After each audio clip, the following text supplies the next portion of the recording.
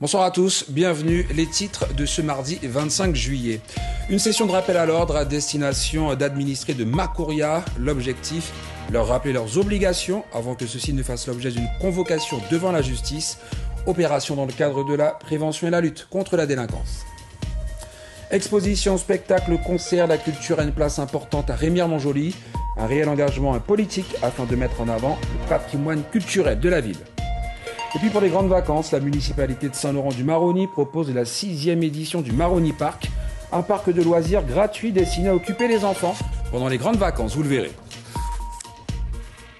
Dans le cadre de la prévention et la lutte contre la délinquance, ce matin, la mairie de Macoria et ses partenaires ont organisé une 5e session de rappel à l'ordre à destination de 5 de ses administrés, l'objectif étant de leur rappeler leurs obligations avant que ceux-ci ne fassent l'objet d'une convocation devant la justice pour des faits plus graves. Génial Atoumani et Karl Constable. Il s'agit pour nous aujourd'hui, donc en relation avec les bailleurs et toutes les instances officielles présentes ici, de vous donner donc une chance donc de vous amender, de changer votre comportement surtout. Mieux vaut prévenir que guérir. L'adage prend tout son sens dans cette instance de rappel à l'ordre mise en place par la ville de Macoria qui traque les incivilités. Pour l'insalubrité de son appartement, cette dame pourrait être expulsée, mais semble ne pas en avoir conscience, démunie face aux observations de la représentante de la CIGI, un bailleur social. On parle de l'appartement cassé, c'est un peu noirci, c'est en train des infiltrations. Pour cet autre locataire, c'est l'installation d'un poulailler dans son jardin qui a fait l'objet d'un signalement. Que ce soit pour des nuisances olfactives, sonores, des dégradations au vol, ce rappel à la loi se veut comme un électrochoc. Maintenant, je sais comment les gens sont méchants autour de moi.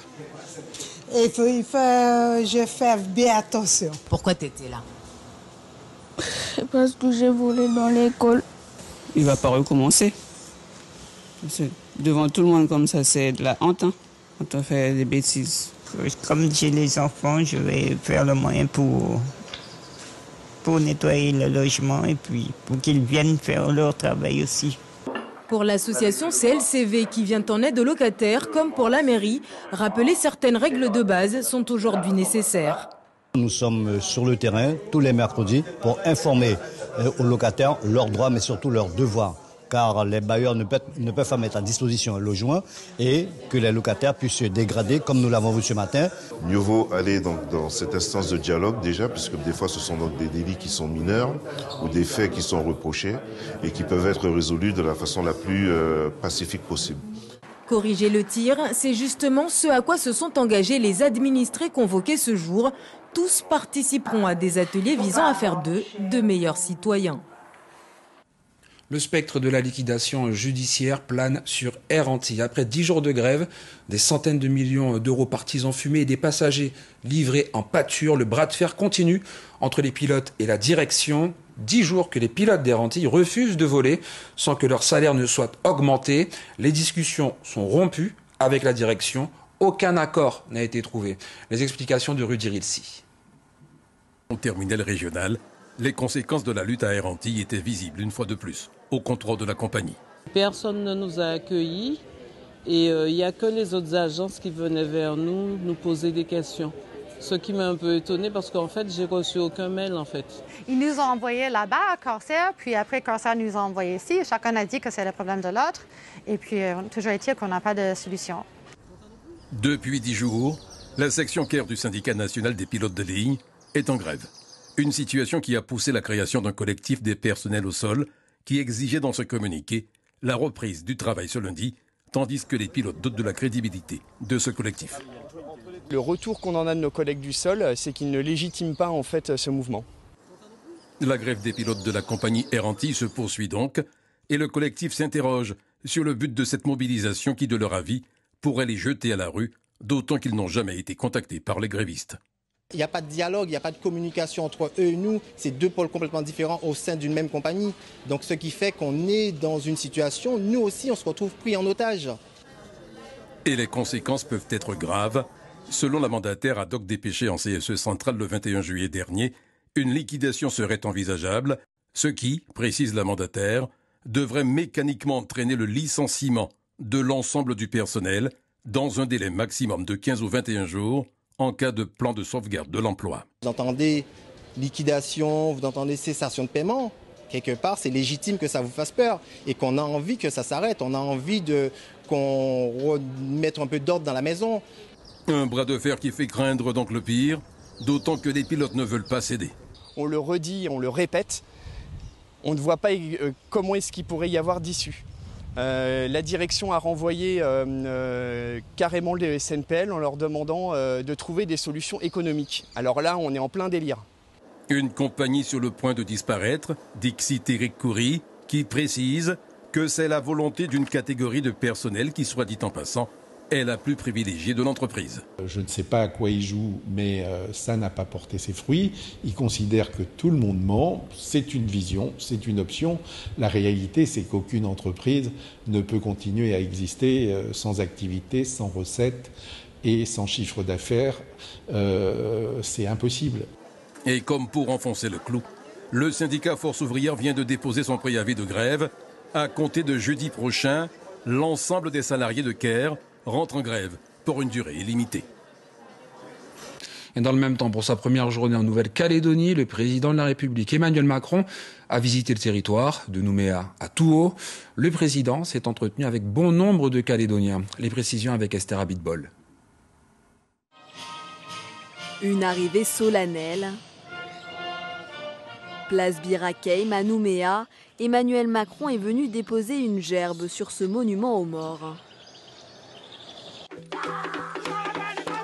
Toujours dans la matinée, un accueil moins institutionnel cette fois-ci. Le chef d'État rend visite au Sénat coutumier. Nous savons les défis du présent, il nous faut embrasser ceux de l'avenir. Dans la grande case, le président de cette institution exprime ses souhaits à Emmanuel Macron.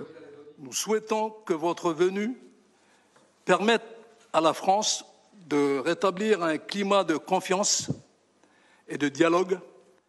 Objectif, fonder un modèle de société mêlant l'identité kanak et la citoyenneté calédonienne. Il nous faut garder la paix, qui est le grand acquis des dernières décennies. La journée du chef d'État se poursuit à Touo, à 400 km au nord de la capitale.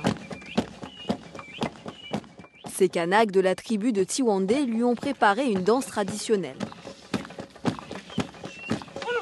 Ici, tout semble aller pour le mieux, sauf qu'en réalité, cette commune est fortement affectée par la montée des eaux, tout comme 71% des côtes calédoniennes.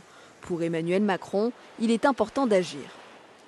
Mieux connaître par la recherche, ici et dans toute la région, mieux protéger le trait de côte à travers des investissements et un travail d'aménagement de notre littoral pour éviter le pire en fonction de ce qu'on aura mesuré, et anticiper sur le relogement par une nouvelle politique foncière et une remobilisation de l'État aux côtés des collectivités. Une première journée avec déjà beaucoup de projets. Prochaine mission du président de la République, rencontrer tour à tour les indépendantistes, puis les non-indépendantistes. Et justement, demain mercredi, il sera donc question de l'avenir institutionnel de l'archipel, avec une réunion de travail le matin qui doit rassembler toutes les parties prenantes. Ensuite, le chef de l'État, toujours à Nouméa, parlera sport et cohésion sociale. Dans l'après-midi, il prononcera un discours sur la place des cocotiers avant de partir dans la soirée pour le Vanuatu, un archipel indépendant situé à quelques 530 km du Caillou. La ville de Remire-Montjoly se fait riche culturellement, expositions, spectacles, concerts. La culture a une place importante au sein de la commune, un réel engagement politique afin de mettre en avant le patrimoine de la ville, conscient des enjeux que représente cette volonté de s'inscrire comme ville culturelle. Vanessa Etienne, Clotilde Séraphin-Georges, Lélia Chérubin-Jeannette et Thierry Villès. Une ville devient culturelle lorsqu'elle met en valeur son patrimoine et les œuvres de ses artistes ou artisans. Dernier événement en date, les Talents d'Armire, avec 19 artistes et 92 œuvres exposées à la mairie. Depuis plusieurs années, c'est l'identité de Remire-Montjoly. La ville prône la culture et les lieux de culture, notamment avec des projets qui verront le jour. Le CDCN, qui est le Centre de danse chorégraphique national, il y en a 12 déjà qui existent en France hexagonale. Et la Guyane et le territoire de Remire-Montjoly, nous ne sommes pas peu fiers de le dire, nous serons les premiers en fait à construire le premier CDCN des Drômes. Et donc, le but, en fait, c'est de recevoir un petit peu tous ces spectacles de danse qu'on a l'habitude de voir dans l'Hexagone et qu'on ne peut pas, nous, les recevoir ici en Guyane parce qu'on n'a pas de centre agréé pour les recevoir. Le centre culturel Otaniou a une programmation riche et variée. Spectacles, concerts, théâtre, cours de musique. Véritable lieu d'accueil et d'échange culturel, c'est aussi un lieu de vie et d'activité artistique. Nous pouvons avoir aussi des conférences, parce que nous avons souvent aussi des conférences, de façon à amener le public et tout à s'approprier la culture, qu'elle soit locale ou en extérieur, qu'elle puisse se l'approprier. Et ça regroupe, en fait, il n'y a pas de différence pour le public qui est présent au sein de la salle de spectacle. Il y a vraiment un mélange, c'est une diversité, donc c'est vraiment une cohésion. Il y a 5 sites naturels à Remire-Montjoly, comme le Yola ou le Rorota. La commune s'engage dans une politique de sensibilisation des habitants, des visiteurs, pour mettre en valeur la qualité du patrimoine et du cadre de vie. Une mise en lumière avec des déclinaisons explicites de projets sur la valorisation du patrimoine, de la promotion des forêts, de l'environnement paysager ou encore des sentiers de randonnée. Nous organisons en partenariat avec les propriétaires et les gestionnaires, nous organisons diverses actions telles que des visites guidées, des ateliers d'initiation aux fouilles archéologiques ou bien la découverte de tortues marines puisqu'elles font partie également du patrimoine naturel de la commune. Le but c'est d'informer en fait la population, en particulier les scolaires, les jeunes, donc de les informer, de les sensibiliser à l'histoire de notre commune, de la commune de Remire-Montjoly, mais également à l'importance de préserver et de continuer à promouvoir les différents patrimoines, qu'ils soient naturels, historiques, archéologiques et architecturaux. La culture, sous toutes ses formes, c'est un chemin qui passe aussi par la valorisation du patrimoine écrit, avec des conférences ou des expositions à la bibliothèque et aux archives de la commune, où résident des trésors historiques. Restons dans le partage. Amener la culture à ceux qui n'y ont pas accès, c'est l'objectif du projet Street Ballet de l'association Toucadance. Pendant 3 semaines, une trentaine de jeunes de Cayenne et Remire-Montjoly ont travaillé avec des danseurs professionnels pour créer des chorégraphies, mais surtout leur proposer une activité saine pour les vacances. Alexandra Silbert et Isabelle Lerouge ont assisté à une matinée de répétition avant leur spectacle de demain.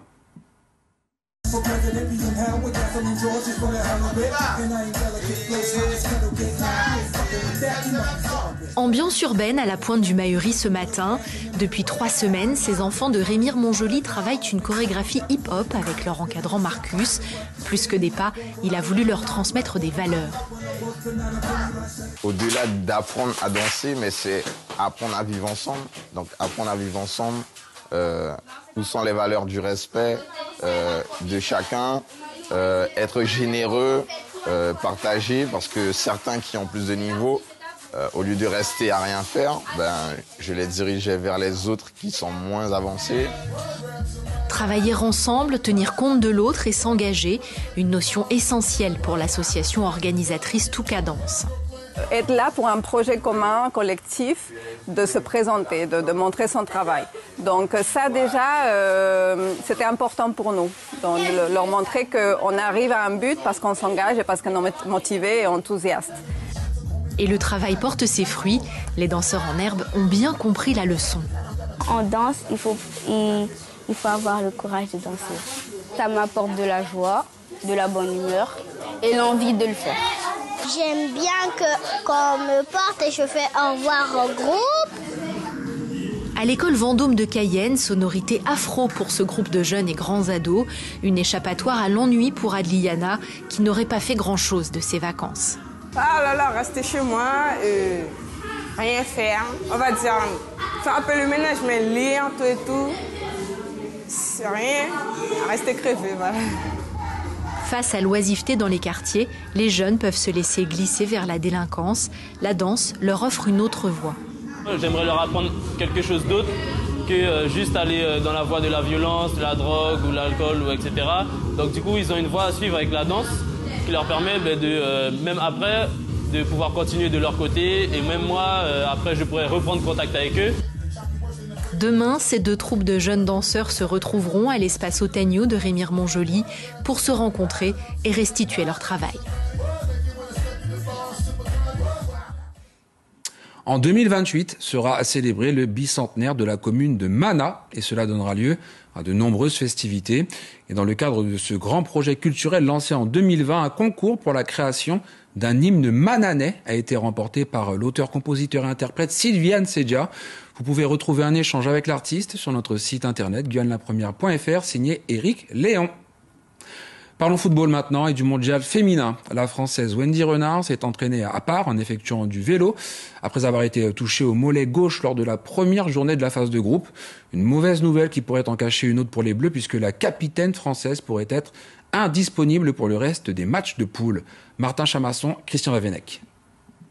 La capitaine des Bleus, Wendy Renard, est bien présente à l'entraînement aujourd'hui. Son état de santé concernant sa douleur au mollet sera évalué au jour le jour. Et aujourd'hui, c'est une séance aménagée pour elle avec du vélo, alors que ses partenaires, elles, sont dans l'entraînement collectif. Wendy Renard, dont on ne sait pas encore si elle pourra ou non jouer le prochain match. Ce qui est certain, c'est que son apport est inestimable pour l'équipe de France, notamment sa taille, 1m87, mais également, souligné Amel Majri, sa coéquipière, eh bien son expérience, 4 participations à la Coupe du Monde et aussi son apport offensif, 4 buts marqués lors de la dernière édition en 2019. Voilà ce qu'on peut en dire aujourd'hui de la situation concernant cette joueuse Wendy Renard, mais les Bleus restent positives. Elles rappellent qu'elles n'ont pas encaissé de but contre la Jamaïque, qu'elles vivent un rêve et que le match à venir contre le Brésil, une équipe qui leur ressemble, devrait être plus ouvert.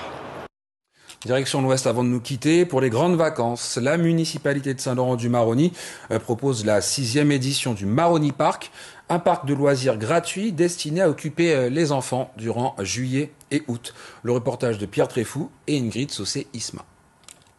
Crocodiles géants, paillotes au bord du fleuve et sable blanc, les vacances saint-laurentaises s'y passent au Maroni Park.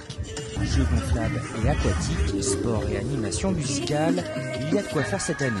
Pour l'aqualande, ça va être un jeu d'eau, donc vraiment avec toboggan, etc. Les enfants sont à partir de l'accès à partir de 7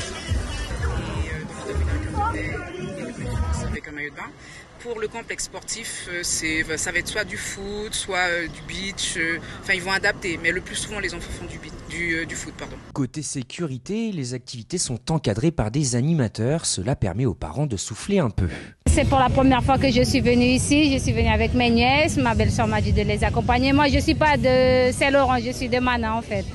Installé entre le camp de la transportation et le Maroni, l'événement permet d'occuper la jeunesse saint-laurentaise pendant les grandes vacances. C'est aussi quelque chose qui permet aussi de diminuer la petite délinquance dans la ville. Donc cette année, même par rapport à l'année précédente, nous avons moins 18% de délinquance sur notre ville pendant cette période. Et puis, c'est surtout une manière de permettre à tous les enfants de profiter des vacances, d'avoir des jeux, de s'amuser. Et c'est quelque chose qui est incontournable, à mon avis, pour tous les enfants de Saint-Laurent. Gratuit et ouvert du mardi au dimanche de 11h à 18h. Avec 1000 visiteurs par jour, l'opération sera renouvelée pour les prochaines vacances. C'est la fin de ce journal. Merci de votre attention. Retour de l'actualité demain matin en radio avec Charlie Torres et l'équipe des matinales. Quant à nous, rendez-vous 19h en télé. Très belle soirée sur La Première. L'info continue sur les réseaux sociaux et sur notre site internet lapremière.fr. Votre soirée sur La Première. 20h, il y a du rififi dans la brigade d'OPJ. L'esprit d'équipe peut-il résister à tout ? 21h35, dans un an, les Jeux Olympiques de Paris 2024 seront le plus grand événement jamais organisé en France. OPJ saison 3, jour J, moins un an, en route pour France 2024. Bonne soirée sur Guyane La Première. L'information continue sur notre site guyane.lapremière.fr.